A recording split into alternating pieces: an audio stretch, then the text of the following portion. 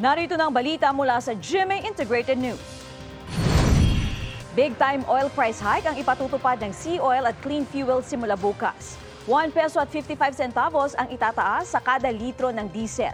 1 peso at 10 centavos naman sa kada litro ng gasolina. Ang Sea Oil may dagdag singil din sa kerosene na 1 peso at 40 centavos kada litro. Wala pang abiso ang iba pang oil company kaugnay sa oil price adjustment. Narito naman ang iba pang balitang binabantayan ng GMA Integrated News.